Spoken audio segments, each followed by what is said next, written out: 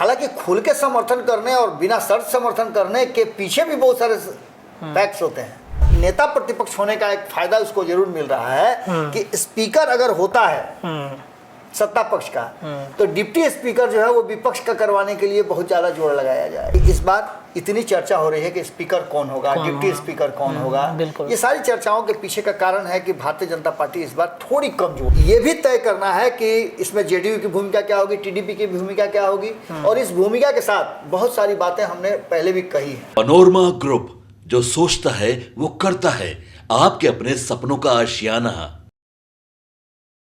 नमस्कार, भारत लाइव देख रहे हैं आप, और ये जांच पड़ताल है जहां पर हम बिहार के राजनीति और देश भर की चल रही राजनीति में हो रही उथल पुथल पर जांच पड़ताल करते हैं।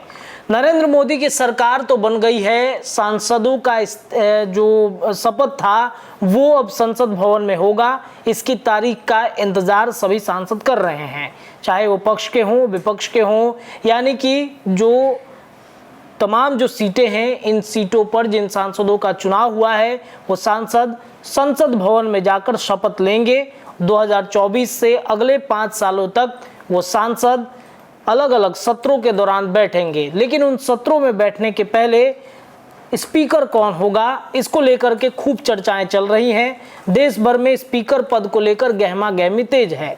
चंद्रबाबू नायडू की पार्टी टीडीपी ने ऐसी चर्चाएं चली थी, खबरें चली थी कि ये ऐलान किया था, ये मांग किया था नरेंद्र मोदी से कि मंत्री तो बनेंगे ही हमारे पार्टी से, लेकिन एक स्पीकर पद भी हमको चाहिए, यानी कि मेरी ही पार्टी से किसी व्यक्ति को स्पीकर पद भी मिले।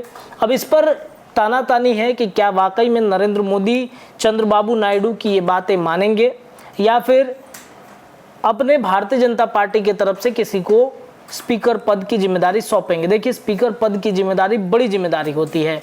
अब ऐसे में भारतीय जनता पार्टी को यह तय करना है कि किस व्यक्ति को बैठाएंगे वहां पर, ताकि अगले 5 सालों तक जो स्थिरता है संसद भवन की वो बनी रहे। इस पर हम जांच पड़ताल करने के लिए अपने बाबा के साथ जुड़ चुके हैं। बाबा, स्पीकर पद को लेकर के काफ़ी माथापच्ची है, विपक्ष भी ये अपना एक कैंडिडेट खड़ा कर रहा है। विपक्ष ये स्पीकर पद के चुनाव के लिए कल ही हमने देखा कि अपने कैंडिडेट को लेकर खूब चर्चा चल रहा है। ये कह रहा है कि हम अपना ही विपक्ष जो है वो बना देंगे स्पीकर। इधर भारतीय जनता पार्टी भी लगी हुई है किसी ऐसे व्यक्ति को बैठाने के लिए जो मजबूत हो, जो मतलब संसद की तमाम जो गरिमाएं होती हैं, नियम कानून होते हैं, उसे रखा जाए। तो क्या लग रहा है, कौन होगा, किसका नाम बीजेपी आगे कर रही है? देखिए रत्नेश, हमने इस देश की राजनीति को बहुत करीब से देखा है जी, और अक्सर हमने देखा है कि जब भी गठबंधन की राजनीति में पूर्ण बहुमत किसी दल को नहीं मिलता है, जो कि संभावनाएं बहुत कम भी रहती हैं। आपने देखा होगा कि बहुत सारे ऐसे अवसर आए। राजीव गांधी एक बार आए थे तो पूर्ण बहुमत से आए थे, हालांकि उससे पहले भी कई सरकारें पूर्ण बहुमत की आई, अपने मर्जी से अपना स्पीकर बनाते थे। पिछले 10 साल से यही कुछ हो रहा है। 2 चुनाव से भारतीय जनता पार्टी अपना स्पीकर बनाती है, सभी लोग उसका समर्थन करते हैं, और नहीं भी करेंगे समर्थन तो उससे कोई असर पड़ेगा नहीं, बिल्कुल। लेकिन इस बार परिस्थितियां बहुत बदली हैं। हम जांच पड़ताल इसीलिए कर रहे हैं, इसकी जरूरत पड़ी है कि आज भारतीय जनता पार्टी अपने मन से कोई फैसला नहीं कर सकती है या फैसला किसी पर थोप नहीं सकती है। यही कारण है कि इस बार इतनी चर्चा हो रही है कि स्पीकर कौन होगा, डिप्टी स्पीकर कौन होगा। ये सारी चर्चाओं के पीछे का कारण है कि भारतीय जनता पार्टी इस बार थोड़ी कमजोर है। हालांकि बहुत कमजोर नहीं कहेंगे, लेकिन थोड़ी कमजोर हुई है। अपने साथी दलों के साथ वो सरकार चला रही है, और यही कारण है कि भारतीय जनता पार्टी को सुननी सबकी होगी। फैसला अंततः जो हो जाए, लेकिन सुननी सबको ही होगी, और उसको एक बीच का रास्ता निकालना होगा। इस बार बीच के रास्ता में आपको याद होगा कि भारतीय जनता पार्टी फैसला जो भी ले, लेकिन उससे पहले एक खबर आई कि टीडीपी चाह रहा है कि अपना स्पीकर हो, जैसे आपने भी कहा। ये खबर कहीं ना कहीं से तो आई जरूर है जी, तभी ना हमारे तक आई है। बिल्कुल बिल्कुल बिल्कुल। दूसरी बात कि जब इस पर चंद्रबाबू नायडू से पूछा गया, गोलमोल जवाब दिए थे। साफ कह सकते हैं कि नहीं भाई, हम खुल के समर्थन कर रहे हैं। हालांकि खुल के समर्थन करने और बिना शर्त समर्थन करने के पीछे भी बहुत सारे फैक्ट्स होते हैं, जो कि कहीं ना कहीं इस बात की तरफ इशारा करते हैं कि भीतर खाने में कोई ना कोई समझौता चल रहा है। टीडीपी की बात अगर कर देते हैं तो उसके बाद आप आइए जनता दल यूनाइटेड की तरफ। जनता दल यूनाइटेड भी एक बड़ा घटक दल हो गया है, बिल्कुल हो गया। सरकार बनाने में उसकी बड़ी भूमिका है। तो नीतीश कुमार चुप बैठे हुए हैं, तो ये भी कहा जा रहा है कि नीतीश कुमार बिहार से अब क्यों नहीं बनाएंगे, स्पीकर बिहार का क्यों नहीं होगा।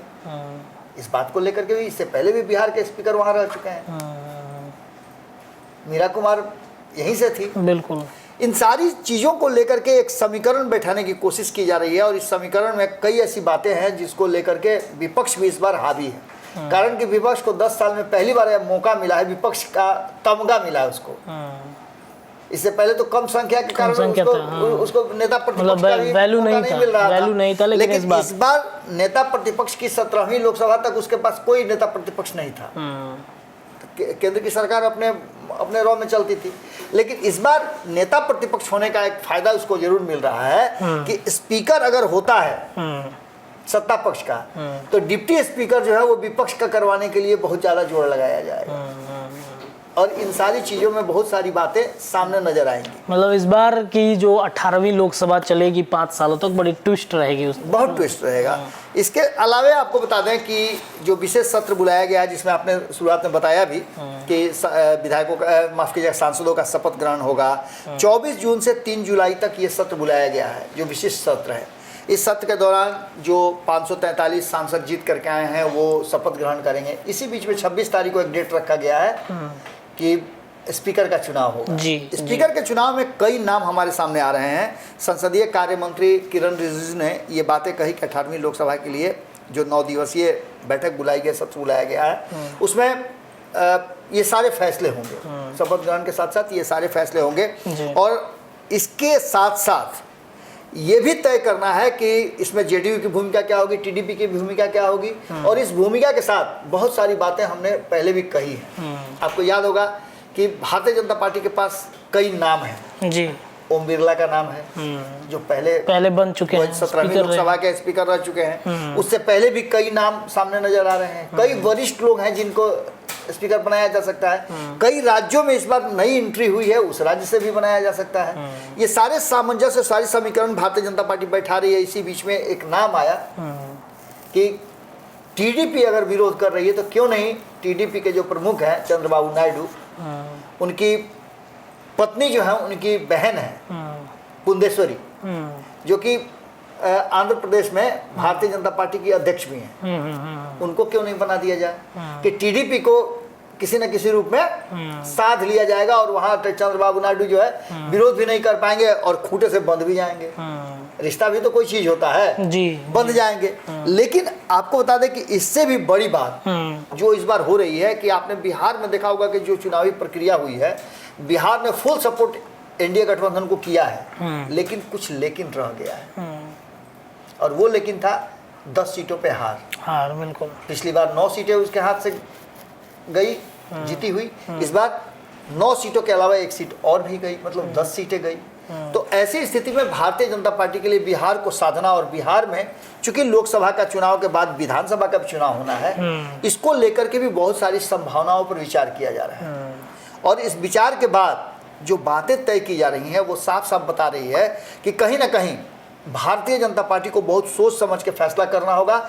एक तरफ जहां बिहार में आपने देखा होगा कि विपक्ष हावी है, एनडीए के गठबंधन को लेकर के सवाल खड़े हो रहे हैं, एनडीए सरकार के गतिविधियों को लेकर के सवाल खड़े हो रहे हैं, एनडीए सरकार में अपराध को लेकर के किए जा रहे हैं। इसके साथ साथ एनडीए सरकार के भीतरी जो झमेले हैं उसको लेकर के सवाल खड़े हो रहे हैं। और ऐसी स्थिति में 2025 का चुनाव को अगर मद्देनजर रखा जाए तो कमजोर नजर आ रही है एनडीए। इसको मजबूती प्रदान करने के लिए अगर बिहार से जो झमेले चल रहे हैं, बिहार से किसी को लोकसभा का स्पीकर बना दिया जाए तो निश्चित रूप से एक वर्ग जो है, जिस वर्ग से होंगे या पूरे बिहार से, बिहार को इस बात का गौरव महसूस होगा और बिहार भारतीय जनता पार्टी और एनडीए के प्रति रुझान और झुकाव उसका बढ़ेगा। ऐसी स्थिति में एक शख्स का नाम बहुत तेजी से आगे आ रहा है, राधा मोहन सिंह। राधा मोहन सिंह 8 बार जीत करके आए हैं और ऐसी स्थिति में माफ कीजिएगा 7 बार वो जीत करके आए हैं, 7 बार जीत करके आए हैं और वरिष्ठ भी हैं, सुलझे हुए व्यक्ति भी हैं। केंद्र में उन्होंने मंत्री पद भी ग्रहण किया है और उसको अच्छी तरह से चलाया है जी। बिहार में भी उन्होंने बड़ी मजबूती से पार्टी को संचालित किया है, देखा है। तो ये सारी संभावनाओं को लेकर के जो पूर्वी चंपारण के मोतिहारी के सांसद बने हैं राधा मोहन सिंह, उनके नाम की चर्चा हो रही है और इसके पीछे 2-3 कारण और हैं। पहला कारण तो ये है कि जो राजपूतों को मंत्रिमंडल में शामिल नहीं किया गया है, इसकी नाराजगी को दूर किया जाएगा, क्योंकि 5-5, 6-6 राजपूत जीत करके गए हैं। तो ऐसी स्थिति में राजपूतों का जो है गुस्सा निश्चित रूप से लाजमी हो जाता है। हालांकि इस बात को लेकर के आपने देखा होगा कि जब बात की जा रही थी उपेंद्र कुशवाहा से, तो उन्होंने कहा कि देखिए इस सब चीज़ को जात के दायरे में मत बांधिए। लेकिन कहीं ना कहीं अल्टीमेटली जब बिहार आप आते हैं तो यहाँ जातीय समीकरण आपको देखना हावी हो जाता है। बिल्कुल यहाँ बहुत हावी है, पॉलिटिकली यहाँ जातीय समीकरण बहुत हावी है। कल ही आपने देखा कि तेजस्वी यादव ने मैंने इतना इस बात को किस तरह से हम परिभाषित करें हमको खुद समझ में नहीं आ रहा है कि एक हत्या हुई है, उस हत्या को भी जाति से जोड़ करके उन्होंने देखा है। ये कितना बड़ा दुर्भाग्य और बिहार कितना जातीय। बिल्कुल औरंगाबाद में वो जो बच्ची की हत्या हुई है जी, माने आप समझिए कि कितना माने ज्यादा चिंता का कारण बनता जा रहा है कि इसको जातीय माने रंग में रंगने का जो है राजनीतिक दलों का, ये कितना मतलब विकृत राजनीति है, इसको इसी तरह से कहा जा सकता है। खैर, इन सारी बातों के साथ साथ अगर राधा मोहन सिंह के नाम पर मुहर लगती है तो इसमें कोई आश्चर्य नहीं होगा। और राधा मोहन सिंह के नाम पर अगर मुहर लगेगी तो निश्चित रूप से बिहार के चुनाव को देखते हुए 2025 के एक अच्छा स्टैंड होगा, अच्छा कदम होगा। नीतीश कुमार को भी साधने का एक बढ़िया काम होगा और राजपूत बिरादरी को भी एक बार फिर से तोहफा मिलेगा। तो ऐसी स्थिति में निश्चित रूप से जब 24 तारीख से 3 जुलाई तक 24 जून से 3 जुलाई तक जब ये कार्यक्रम चलेगा, इसी बीच में आपको याद होगा कि 29 तारीख को बिहार में भी कुछ होना है, नरेंद्र मोदी कार्यक्रम होगा, कार्यक्रम है। 29 तारीख को दिल्ली में भी कार्यक्रम है, जदयू वहाँ बैठने जा रही है। तो 24 से 3 जुलाई तक के इस कार्यक्रम के बीच में बहुत सारे राजनीतिक उथल पुथल होने हैं। और इस राजनीतिक उथल पुथल में सबसे बड़ी बात यह है कि डिप्टी स्पीकर और स्पीकर का चयन 26 तारीख को होना है। इस 26 तारीख को बिहार को एक तोहफा मिल सकता है और वो राधा मोहन सिंह हो सकते हैं, जिनको इस बार लोकसभा का स्पीकर बनाया जाए और दूसरी बार बिहार से लोकसभा का स्पीकर चुना जाए। चलिए देखिए, तो ये बड़ा नाम राधा मोहन सिंह का इस बार आ रहा है कि उन्हें लोकसभा का स्पीकर बनाया जा सकता है। देखिए क्यों बनाया जाएगा, बाबा ने समझाया आपको। राजपूत समाज एक ऐसा समाज है जो बड़ा निर्णायक वोट होता है बिहार में।